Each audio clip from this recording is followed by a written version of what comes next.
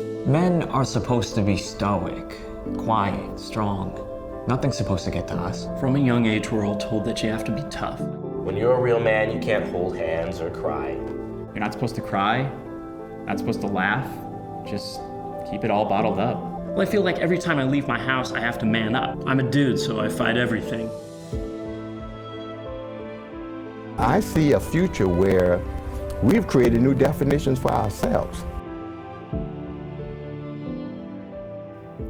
Welcome again to Manhood Revisited, a podcast where we discuss the challenges that men face and offer insights on how men can live a healthy and positive expression of masculinity.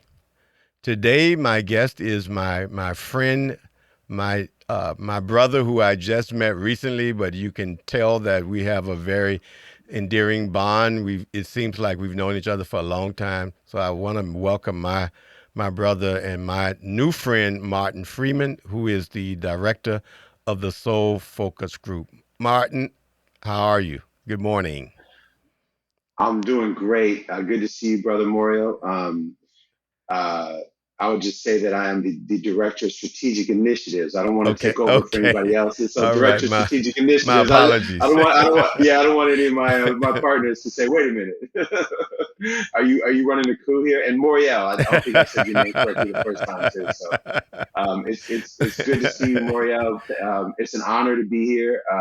Thank you so much for inviting me, and I'm really, really excited for this conversation. Great. Why don't you start out by telling the audience a little about you, your background? I've had a chance to meet you about a month ago, and I've been impressed with what you have done and what you're doing. So why don't you share with the audience? Sure, absolutely. I'll just share very briefly, that I was born in a suburb of Cleveland, Ohio, and I was actually born in one suburb that was all white and Jewish. I was born in 1963, and I was born in University Heights, Ohio, which was all white and all Jewish. And my family moved us to Shaker Heights, Ohio, which a lot of people have heard of, which was purposely desegregated in the 1960s. We moved there in 1965 when I was 2 years old. And I really like to always start my story there because my parents they consider themselves to be integrationists, and they really, really wanted us to grow up around Black folks. I mean, that's what, in Cleveland, in the Cleveland area, it was just Black and white at that time. There was no other racial diversity. So they intentionally moved us, and they moved us to a part of Shaker Heights that was almost perfectly integrated. My block was half Black, half white. So I always like to start there because I grew up, literally grew up in my friends' homes and experienced the good, the bad, and the ugly. And so Black folks were humanized to me at a very early age. My friends grew up in my home. I learned culture. I learned my culture, which was white culture. It was also Jewish culture. And it was also, and then I also was very much immersed in Black culture just because of learning how to be, from my friends and their families. So I always like to start there. L'Oreal, because that's a really important part of my story. Okay. I in my 20s, I moved to Seattle, Washington. I moved there for 30 years. And when I was there, I worked in social work. I worked at a college preparatory program. And then I worked at a women's-based nonprofit, a large women's-based nonprofit where I was in management there. And we did work around domestic violence. We did a lot of work around homelessness. For 5 years, I ran a transitional housing facility for people, mostly women, coming out of prison and reuniting with their children. I volunteered for 15 years inside of a men's prison, a medium to closed security prison. I went up on average around twice a month for more than 15 years. So a lot of what we're going to talk about, I look through that lens of being around incarcerated men, Yeah. And just, so a lot of, so I have a lot of a variety of backgrounds. And then about 5-6 years ago, I did anti-racist training and organizing for about 30 years. About 5 or 6 years ago, some of my partners and I, we formed an organization that's now called the Soul Focus Group. Okay. And the co-founders are two Black men, Dustin Washington and Mahdi Davenport. And we really decided we wanted to kind of transition away from just an anti-racist viewpoint to really start to look at how do we get back to human solidarity? Right. And I know we'll talk more about this, but we also started to look a lot at how racism, sexism, classism, that stuff, it lives in our minds as much as it's in our bodies. You know what I mean? So like, yes, there's physical realities around all these oppressions, and there's also a psychological piece that was not being looked at. And the other thing, Moriel, that really spurred us on to start this this organization is that most of us, we were a mess. Like we were straight up messes. Like I was extremely overweight and in really bad physical shape, and just, you know, I suffered from depression, massive addictions, all different kinds of addictions. Okay. And that was true for all of us, bad relationships. And we realized that we're out here trying to change the world, but the truth is we couldn't even change ourselves to get ourselves to what we wanted to be. So we're now on an inside out journey to end depression. So first we ended in ourselves, and then we ended in the world. Wow. But we don't think we can do the work in the world until we've done the work in ourselves. And that's not how most social justice organizing and approaches. It's an outside in. It's an outside in. Yourself. It's an outside in. Don't heal yourself. Don't take the time to heal yourself, Moriel, because you've got to be out there doing all the external work. And for us, we had to take a step back from that and say, actually, that has not been effective. We have not seen the change we wanted to see. So we adopted this whole new approach. So that's I mean, there's a lot more, but that's the basic background of who I am. I mean, I knew we were brothers from another mother because we shared such a synergy of experience. I started out early on in my post-college experience addressing the issue of homelessness. And so I've developed transitional housing and shelters and affordable housing. I've also worked in a prison and as a coordinator of recreations. I was inside the bars while everybody else was outside with a gun. And and my motto has always been changing the world from the inside out. So you can see where we share so much synergy, and I'm so thankful that we have had a chance to get to know each other and begin to grow a friendship. We've talked about the whole idea, and you just introduced it, about the mental aspect, or what we call the mental construct of manhood. And so I want to go ahead and delve into it. But first, I want to have the producer play a short video, and let's use that as the point of departure for this discussion. Be a man. Took me a while to learn what that meant.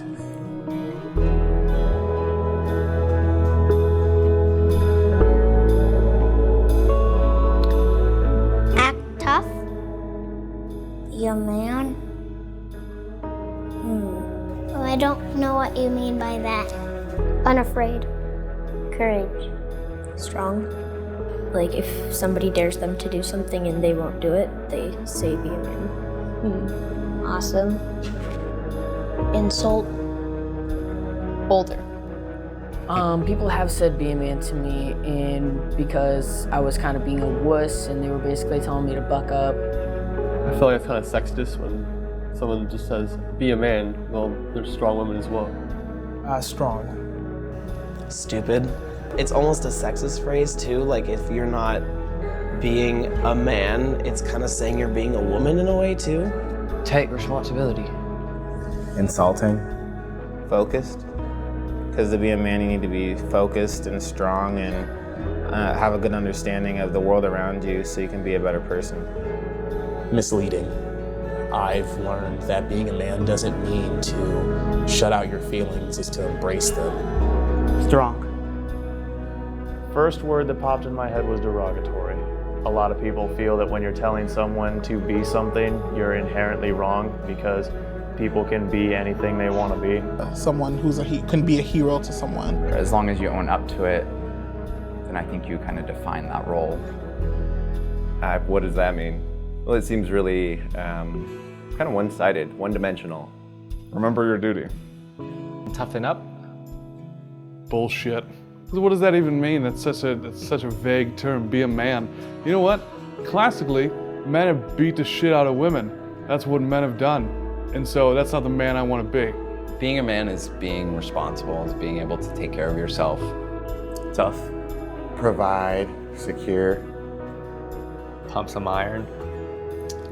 To stand up for what you believe in. There's no real definition of what that is to be a man, but there's an assumption when someone says it like that there is a very clear definition of what men should be. Strength, conviction, Responsibility. overrated. Well, who defines what a man is? I mean, we all have to walk our own paths. What I consider to make me a man may not be what makes you a man. For me, it's like hardworking. Strength. Sexist. It's a very accepted form of sexism. To be the man, it implies that you need to be something specific. Silly. Relative. Honest. Take ownership. Cliche. Choices. Honesty. Being true to yourself and your surroundings, the people you work with, the people you live with, the people you love. Trust your instincts. Be strong. Don't let people push you around. And be kind to women.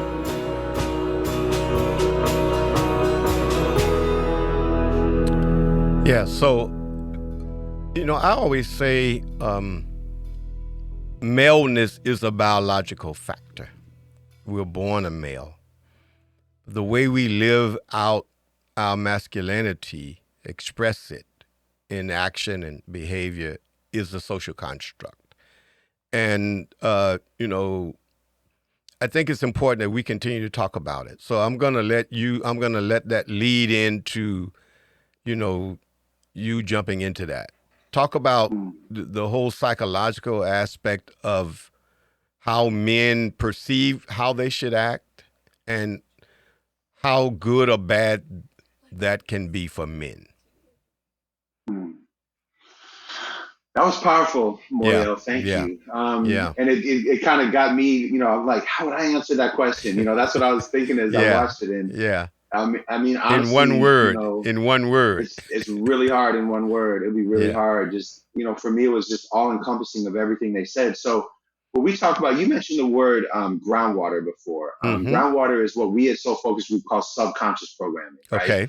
And so just the very quick analogy is that if you look at a lake, the fish represents the individual. So if there's one fish dead, what's wrong with that one fish, right? If there's something wrong with one fish, you just look at it. If there's 1,000 fish dead, then you look at what's wrong with the lake, right? The lake represents systems and institutions. And then, the version of this analogy that we use, then, what happens is you could clean that lake up. The fish are doing fine. 5 years later, 1,000 fish are dead again. That means there's something wrong with the groundwater, because the groundwater, not the rain, the groundwater is what feeds the lake, right? So for us, our version of this analogy of this story is that the groundwater is our subconscious programming, which makes up well over 90% of all of our thoughts, right? Right. We're only thinking around 5-ish% of the time we're thinking with our conscious brain. Right. So we think everything happens in the conscious world. That's not true. Most everything is happening in the subconscious, right? And so we call that our groundwater. So the social construct, everything is a social construct, to be honest with you, right? Right. Race, Right. I've spent most of my life working in race. More recently, I've been working around masculinity and manhood as well. But, race is certainly made of construct. You can't tell anything about anybody based on their skin color, hair texture, or facial features. It's all made up. We've been told it over and over, so it's real in our minds. It's real in our subconscious minds. True. So the same thing, so as a child, so I had two very dominant men in my life. I had my father, who was pretty laid back in many ways, and I had my grandfather, who was like the sort of stereotypical patriarch, right? A very, domineering man, right? Right. And my father, I think he had been damaged by that, so he kind of downplayed it, right? He kind of downplayed that part. So I had these two men in my life. My grandfather died when I was 15. So up until I was 15, I had these two very dominant male figures who have very different versions of manhood. Right.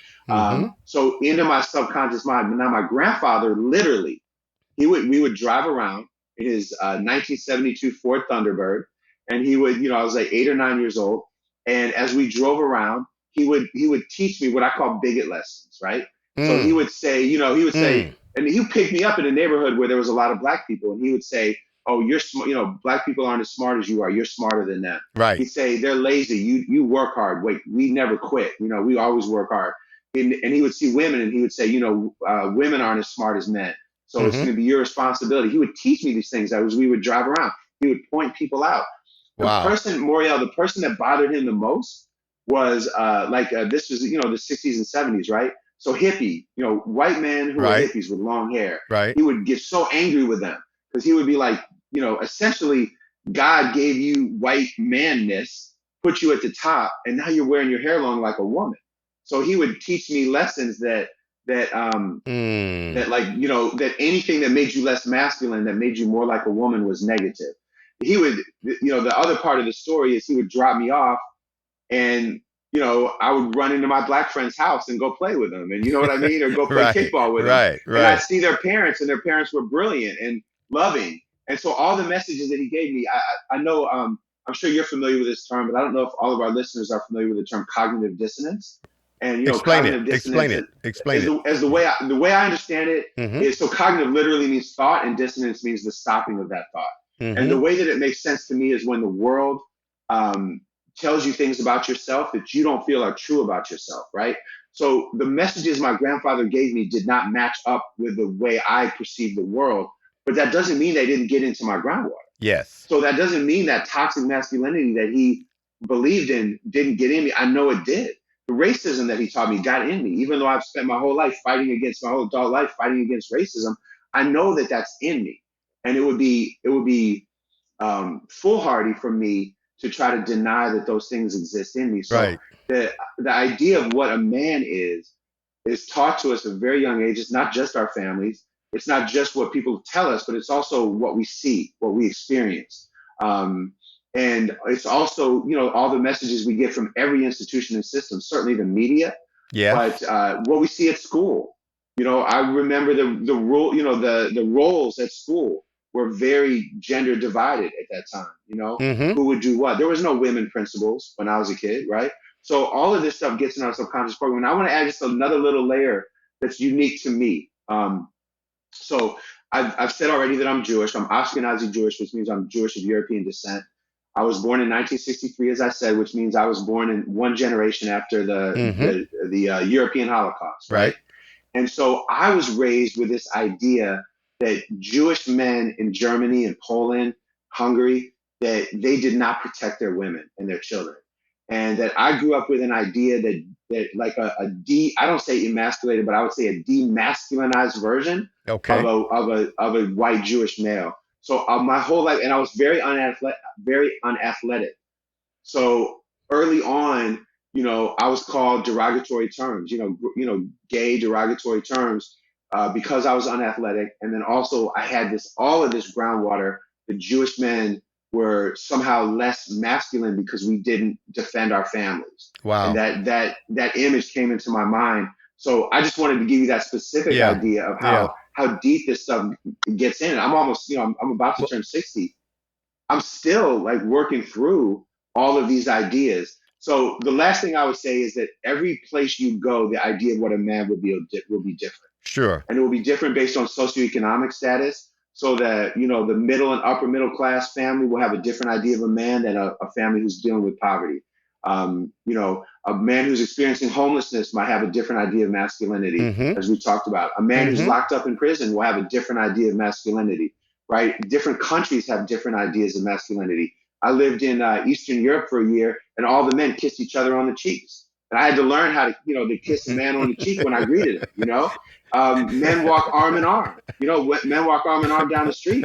And I'm, you know, that's like, you know, I'm like, wait a minute, you know, it was so awkward for me. Well, you know, that was a recent issue around what you just said. That was a recent issue with Michael Jordan and the other brother who was taking some photos that was in the movie Creed 3. And they took some photos hugging each other and having a very sort of a intimate friendship.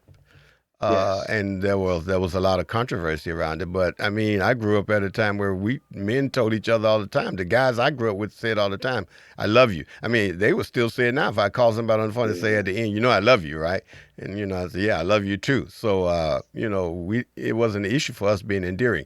But one of the points you brought out is the danger. Certainly two things. Certainly there are constructs that are constant. So even though various people may have different opinions, but there are some opinions that have been consistent throughout various cultures. And that's why you see so much violence among men, no matter where you are in the world. The other part of it is there is some elements of what we believe a man should be or how a man should think that is unhealthy. That has been very unhealthy. And you brought out Jess, your relative, who you said your grandfather? Yeah, my grandfather. Your yes. grandfather, and sharing, talking about white men and the bigotry that he was trying to plant inside of you. And even though you were able to have some cognitive dissonance where you were able to block out some of it, you do admit that some may have affected you. But think about all the men who were affected. And you can still see among white males now, especially in America now, this growing racism and this violence that's coming out of it. What has happened against synagogues, what has happened against mosques, what happened in South Carolina where somebody went to church and shot it up. I mean, you can see how these constructs become very dangerous depending on what it's communicating to us about what it means to be a male. So talk about that aspect of it, because I know it fits into the work you've been doing relative to racism. Absolutely, absolutely. So the idea of so let me say this, and I do want to shout my wife out real quick. My wife, Felicia Savage Friedman, has really she's really helped me grow in a lot of ways around patriarchy and toxic masculinity. When I came back east, I thought I was going to marry quote unquote a nice Jewish woman, and I ended up with a Black woman who's also a yogi and an integrative therapist and an anti-racist Raja yoga teacher who has just rocked my world, right? And together we've really grown. But the reason why I want to shout her out is because I've done a lot of work with her to kind of figure out, because she talks about the wicked webs, and she talks about patriarchy, racism, and classism, right? Okay. And how they're tied in. So the research that I've done and where I'm at right now is that whiteness, which starts in Europe, Europeanness, and Europeanness is very linear. It's very either or. So in many cultures, indigenous cultures in the world, Moriel, there wasn't this either you're a man or a woman, this complete line, right? Or you're either alive or you're dead, or you're rich or you're poor. But there was a lot of more circular intertwining, right? Okay. So you can be a man and you can be masculine and you can kiss another man on the cheek in a lot of cultures, right? But in this culture, it's very, the Eurocentric culture is very either or. So whiteness comes out of that. Whiteness, this is my feeling, pre-exists before patriarchy and before racism. So if you look historically at thousands of years ago, you didn't have the same level of patriarchy that you did. Like in Northern Europe, the male and the female's roles started to divide very early on, and the man became the dominant force. We could go through a whole cultural lesson on that. I won't do it, but there's a lot of patriarchy the way we understand it now. I'm not saying there isn't patriarchy in countries around the world. I know there is, but if you look historically, women did not need to rely on men in the same way in other parts of the world as they did in Europe. So the idea of whiteness, Europeanness, predates patriarchy as we understand it in this country, with a dominant male in the same way. I'm not saying they didn't have roles. Men and women had roles in indigenous cultures, 100% they did. But there was many cultures where women were leaders in many ways and relied on for many different things. And that really, over time, that just wasn't true in Europe. So patriarchy then, in many ways, now you have this power over idea, and that actually, in many ways, predates racism. Oh, so sure. Whiteness, Yeah, predates patriarchy, racism which predates is racism. about an invention around the 17th century. I mean, when 100%. colonization Yeah. started, and you had to be able to Yes. explain the oppression of a certain group of people. Race was Yes. simply An convenient. elevation. Race was An elevation. race was convenient. You know, it was a Yeah, convenient way 100%. to do that and to keep the masses, the masses of people who are being oppressed of various colors from getting together. Yes. So you say Yes. to the lower class whites that, you know, here are your enemies. And so we never could get Exactly. together to fight the class issue, the class struggle. Exactly. So that's an invention. Exactly. We do know that. Yeah. 100%. 100%. And they were intricately intertwined, right? So if you look at like the papal bulls, the proclamations, the doctrine of discovery, they basically put maleness on the top, and they also say you are made in the image of God. You Europeans are made in the image of God. So like you said, wherever you go, you get to conquer. So, but it was a masculine idea, you know, a male idea tied into a racial idea. So that is like deeply intertwined. I don't have the exact quote. I meant to get it, but Audre Lorde has a quote, and I'm gonna paraphrase it. But basically, she says the first victim of patriarchy are men, because of what we're forced into as men. Absolutely. Right? Absolutely. Yeah. So Absolutely. to answer Say more your about question, it. Say more about yeah. that. So right, Because that's important. So you talked about like this white supremacist man that's rising up right now that's saying, oh, we're being, you know, people are saying that, oh, we're being victimized because we're white and because we're men, right? What I would say the root of that is that whiteness has had a cost. Whiteness has damaged those of us that are white, and maleness has had a cost. Sure. And what Audre Lorde writes about, and I've talked about this before, like early on in my life, I'm like, the cost for me was, oh, I have to live up to the standard. I have Sure. to run fast. I have to be Sure. able to play football. Yeah. I have to be able to do all these things to be seen as a man. You can't And- you can't address your emotional challenges, your mental Yes. challenges. You can't fall and cry. I mean, certainly, Correct. men are victims of the construct. Yeah. Yes, in many because ways. we're told, like you said, don't feel. I was told, I don't know if you were told this too, Moriel, but I was told you don't feel so much, basically. I was really sensitive. I was a hypersensitive kid. Like I felt stuff so intensely, and that was not okay. And it was not okay in many ways. I think if I'd been a little girl, I would have been okay with feeling things on such a, it would have been okay. But everybody told me, my friends, my teachers, my family, you're too sensitive. I got Right. that all the time. Right. That has had a cost on me that still reverberates to this day. Yeah. Because You were told to be a man. Stop being so sensitive. be Be a a man. man. Be a man. Exactly. Don't be so sensitive. Don't cry. Don't feel. They told I'm you an don't ex- don't I'm a- don't be a P. Man. Don't be a P. Don't be Don't a be a P. P word. Yeah. As the young man said, Be a on the thing, man. don't be a wuss. Don't be a wuss. You're a wuss if you do these things. You I have was too many. called the F- You're feeling. You're the caring three-letter- too much. The 3-letter F word, you know, the 3-letter F word, which I won't say out of respect for my friends in the LGBTQ plus community. I was called that all the time. You're Wow. a this, you're a that. Because if you don't fight right, if you don't, you know, if all of these things, it was constantly told to you. And what that does, the cost to us as men, is that multiple things happen. Either we're going to shut down a whole side of ourselves, a whole side of emotions, and that doesn't work. You can't shut down emotions. I'll tell you the other thing too. All the women in my life have been harmed by men. And when I've done work on like my own childhood trauma and my own abuse and stuff, and I have looked historically, every woman that I know that I've interacted with has been harmed either physically, sexually, or emotionally by a man. And so and the men I know have been too. Sure. So we are being raised in this cycle of violence.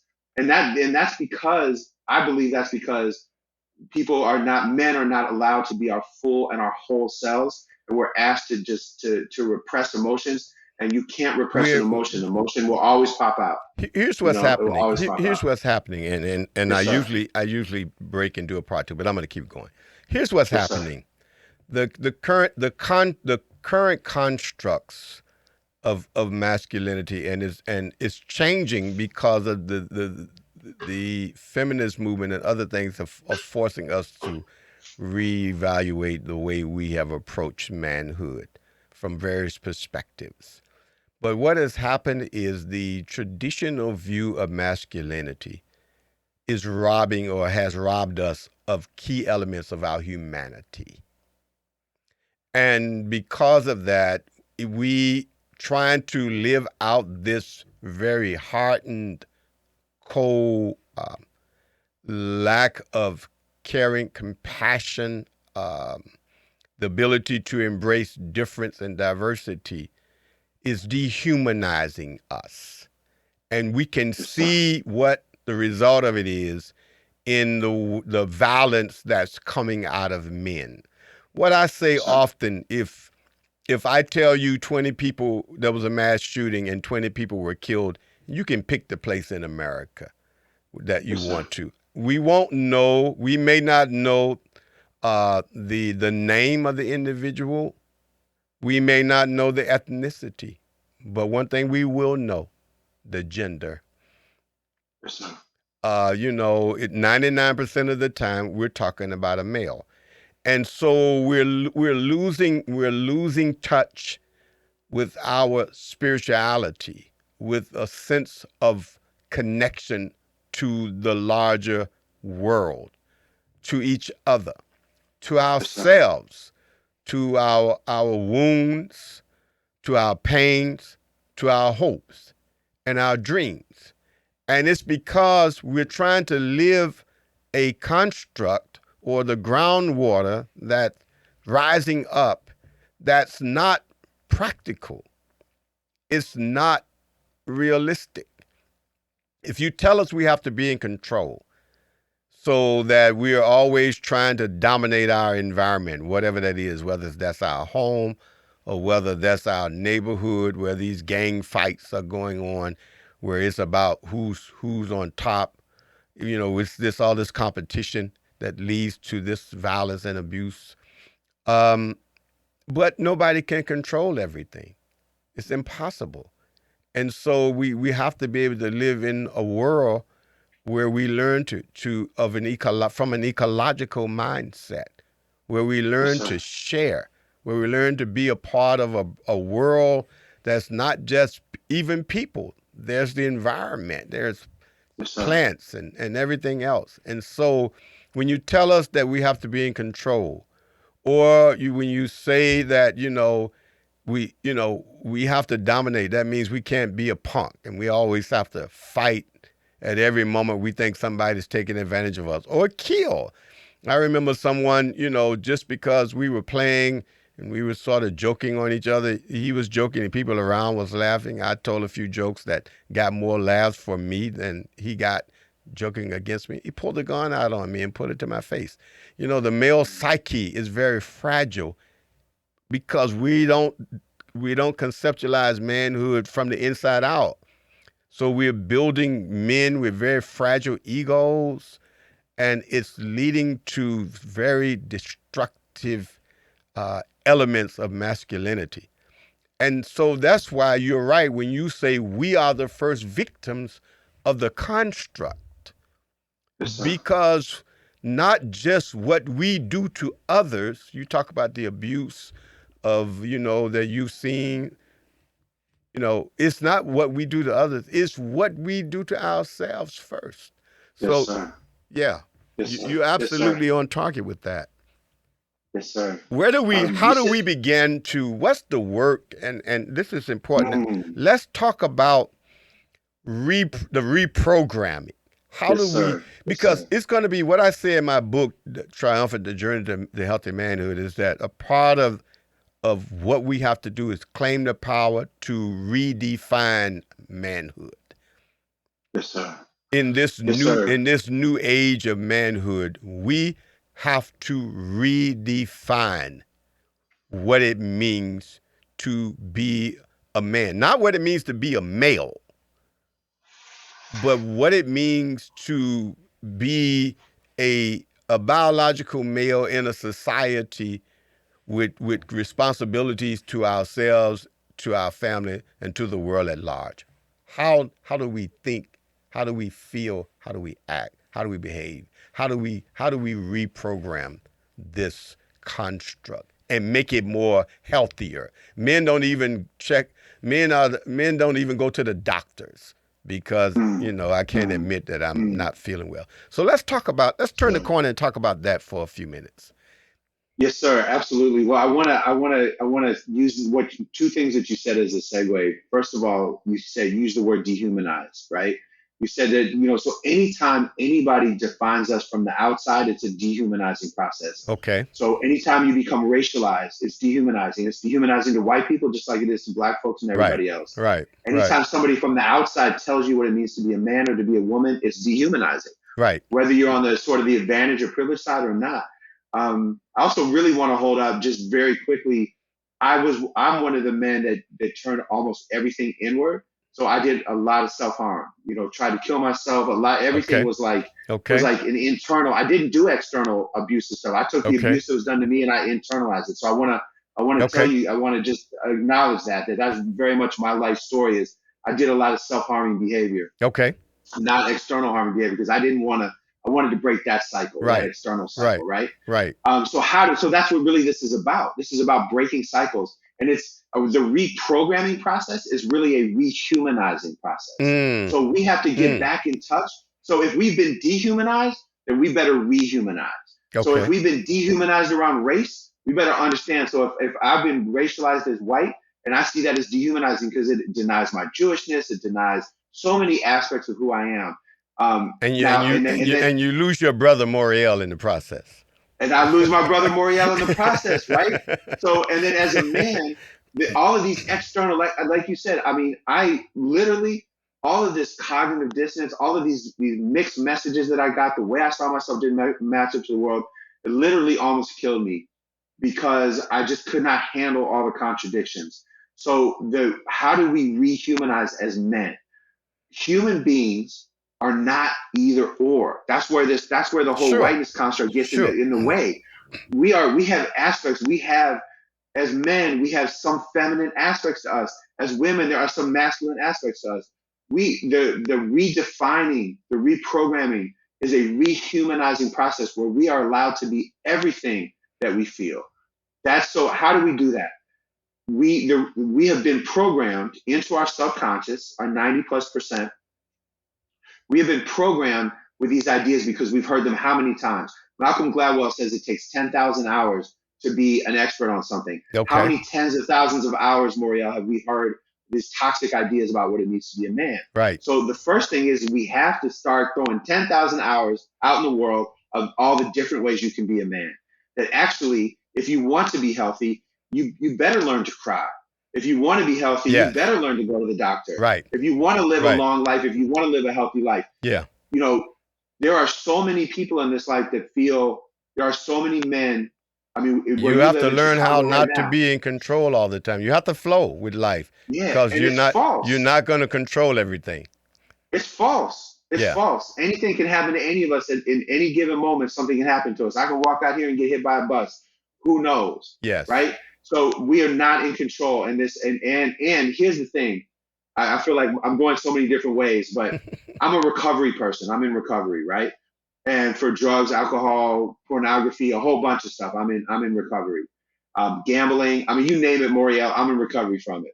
So the very first step in all recovery programs is that you have to admit that you're powerless over that thing. Yes. And it's true for a rehumanizing process. We have to admit we're not in control. Right. We're powerless over all of these messages that have been given to us as a man. Right. We're literally in a recovery process from all of these toxic messages that we literally have to. The first step is to admit that you're not in control.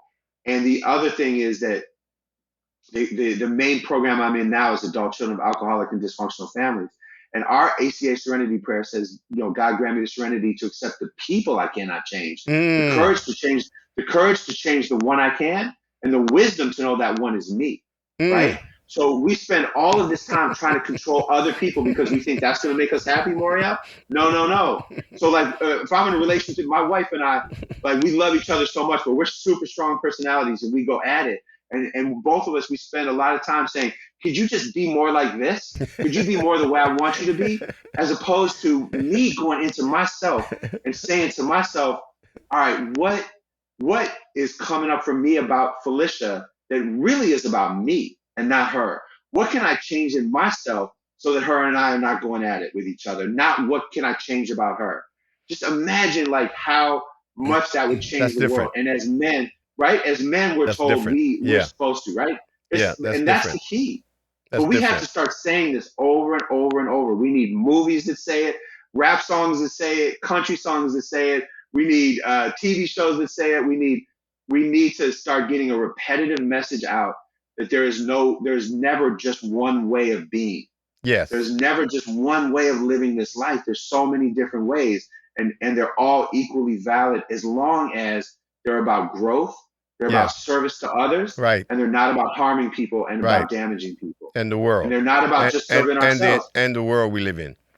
Live your life as long as you're not harming people. What I was starting to say earlier is I'm thinking about where you are in Chicago and just thinking about all these young men, Sure. you know, mostly young black men Sure. that Sure. believe that they have to Sure. arm themselves. Sure. They have to, you know, but that's a repetitive thought process that's in their subconscious Sure. programming Sure. that could be interrupted. Yeah. It could be interrupted. And let me say something too. I'm not going to bring a conspiracy piece in here. But what I'm going to say, Moriel, is that the more divided we are in every way possible, the more a small group of people profit off of us. Yes. Right? Certainly. So we know guns get dropped off in those neighborhoods. We know drugs have been planted in those neighborhoods. We know that there are the powers that be want us to fight each other. I mentioned prison. I know you know this from having worked inside the prisons. But I learned we used to go up there and talk about racism. And we had white supremacists in the room sometimes, right? I'm talking about people with swastikas, you know, tattooed on them. And one of the things that they told us, sometimes they say, well, a lot of the stuff that you say, I don't agree with. But the one thing they always agreed with about us is that racism, sexism, classism, all of this stuff was used to divide people so the people in power could more easily control people. So we're more easily controlled when we're divided, right? Yeah. And what they recognized is that every time there was like racial reconciliation inside of that prison, and that's a lot of what we were doing there, certain people would get shipped out and they would bring in more white supremacists because they wanted that racial divide. They wanted that racial divide inside the prisons because the people in charge of the prisons, if they were together, they couldn't control them. Because you have just a small number of guards, you know, COs versus how many men you have. So you really need them to be fighting each other. Wow. It's the same thing in society. There are people profiting off of us fighting each other, being divided politically, ideologically, and there is a small group of people, just like you said, from the very beginning of the construction of this country, they used race to divide poor people so they wouldn't come together and take power from the rich. It's the same thing. It's the same thing with what we're talking about. The more people are divided and fighting each other by red and blue, by whatever you want to say, gang affiliation, by gender, by ideology, the more a small group of people profit. You know, we're going to have to talk about this more. And Yes, this sir. is so powerful. We'll keep going and I'll have you Yes, back sir. again. Give me a Yes, wrap sir. up. Give me a minute Yes, wrap sir. up. Sum it up for us. And when we talk about mental constructs and where we're going from here. You and I. Yes, sir. Yeah, and Yes, sir. others, because we, as you say, we're doing this from the inside out. So what's our journey? Yes, sir. Where are we going? Our journey is we need to come together on a common goal of what we really want. What do we really want? So when I see, like speaking to men specifically, when men are on a team, when men are fighting in a war together, when we know what it likes to we know what it feels like to not care about anything else about that person when we have a common goal, right? Yes. So Yes. the wrap up for me is that we have to find, like, I always want to know, what's that one thing we can agree on? Sure. What's one thing we can agree on? Like, you know, and not go to extremes. I don't agree with men who don't want to own anything about being masculine. I like aspects of myself that are masculine. My Right. wife likes aspects of me that are Sure. masculine. Sure. She wants me to be masculine, and she wants me to be loving and kind and gentle and understanding Yeah. and feeling and caring. Yes. We can be both and. You just need to be both a and. sane male, healthy male, positive Yes. male. Both and. Yeah, both both and. Not Both and. either or. Both There is and. no just so we have got to find the thing that we agree on. I always believe I can find, no matter who I talk to, I can always find at least one thing we will agree on. I promise you. And if we can build on that one thing, we are naturally together. We are our natural state as human beings. I don't agree that human nature is about domination. I think that's our next conversation. We can talk about ego nature, right? But we have to talk about it. We have to talk about it. I believe our human nature is actually a cooperative nature, and we have just been taken off of that. So I believe that our natural state of being is one of solidarity and connection. And all we have to do, Royale, I'm saying all of it like it's easy. It's not easy, but all we have to do is find out how we're connected and stop focusing on how different we are, how much I disagree with you. But let's find that common ground and let's be accepting of each other as long as we're not harming each other. Be any kind of man you want to be as long as you don't harm somebody. Sure. As long as you're not practicing power over. Define that however you want. Let's find that common ground and let's let's build and let's grow and let's do it all from a place of love. It's okay to lead with love as a man. It's okay. Not only is it okay, Moriel, but it's necessary. We've got to lead with love as a man. Thank you.